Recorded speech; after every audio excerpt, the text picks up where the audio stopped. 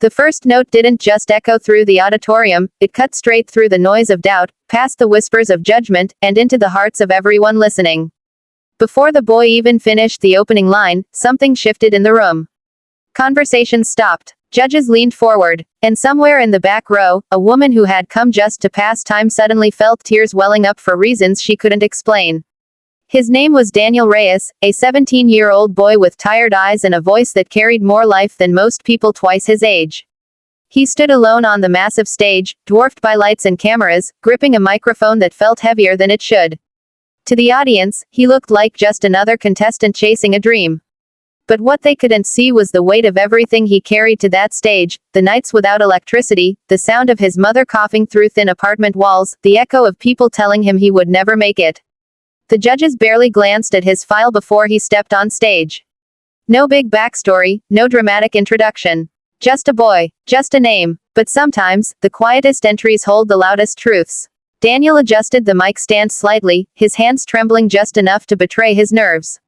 One of the judges, known for his brutal honesty, raised an eyebrow as if already prepared to be unimpressed.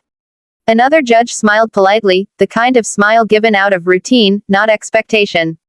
The third judge simply watched, expression unreadable. "What will you be singing today?"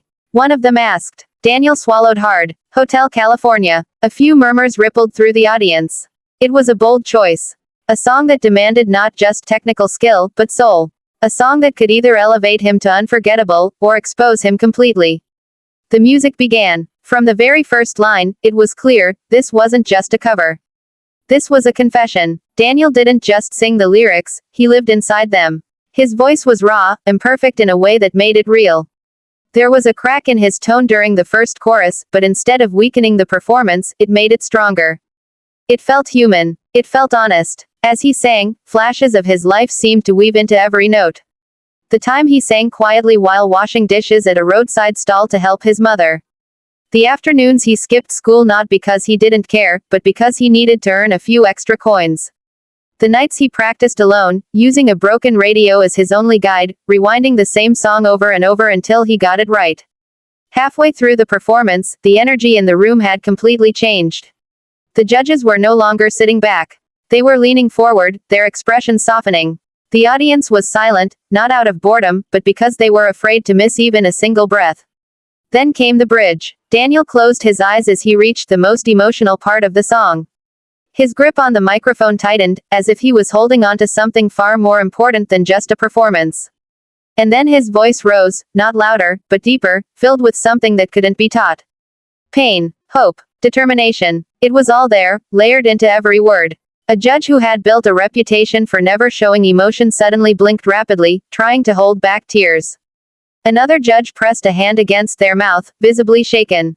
The third judge simply stared, completely still, as if the moment had frozen time itself. But what no one knew was that Daniel was fighting his own battle right there on stage. Just hours before the audition, he had received a call. His mother had collapsed at home. The neighbor had rushed her to the hospital. Daniel had a choice, to stay by her side, or to come here and take the one chance he had been waiting for his entire life. His mother had made the decision for him. "Go," she had whispered weakly over the phone. "Sing, like it matters." And so he did. Every note became a message. Every lyric became a promise. When he reached the final chorus, his voice trembled, not from fear, but from emotion too powerful to contain. The audience felt it. The judges felt it. It wasn't just a performance anymore. It was a moment. And then, silence. The last note faded, hanging in the air for a split second that felt like forever. No one moved. No one spoke. And then suddenly, the entire room erupted.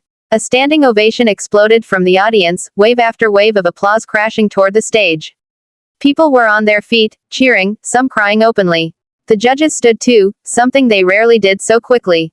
Daniel opened his eyes slowly, almost as if he was afraid the moment would disappear.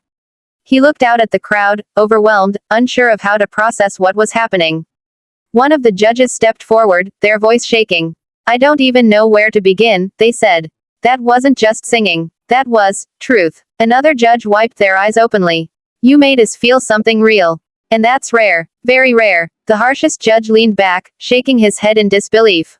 "Technically, you're not perfect. But I don't care. Because what you just did, most people can't do in a lifetime." Daniel stood there, breathing heavily, trying to hold himself together. Then came the question. Why are you here, Daniel? He hesitated. For a moment, it seemed like he might not answer. But then he took a deep breath. My mom, his voice broke slightly. She's in the hospital right now. She told me to come here. She said, if I ever get the chance, I have to take it. Because chances don't wait. The room fell silent again, but this time, it was different. It wasn't suspense. It was respect. The judge reached for the golden buzzer. But before pressing it, they looked directly at Daniel. This is for you. And for her. The buzzer was hit. Golden confetti exploded into the air, raining down like a dream finally coming true. The audience roared louder than before. Daniel dropped to his knees, overwhelmed, tears streaming down his face as the reality of the moment crashed over him. Backstage, crew members wiped their eyes. Even people who had seen thousands of auditions stood quietly, knowing they had just witnessed something special. But the story didn't end there. That night, Daniel went straight from the stage to the hospital, still covered in traces of golden confetti. When he walked into the room, his mother looked at him with weak but proud eyes. Did you sing? She asked softly. Daniel smiled through tears. Yeah, I sang. She reached out, her hand trembling, and held his. I knew you would. In that moment, the applause, the lights, the judges, it all faded away. Because for Daniel, the real victory wasn't the golden buzzer. It was keeping a promise. It was proving that even when life feels impossible, even when the odds are stacked against you, there is always a moment, a single moment, that can change everything. And sometimes, all it takes, is the courage to step onto a stage, take a breath, and let your truth be heard.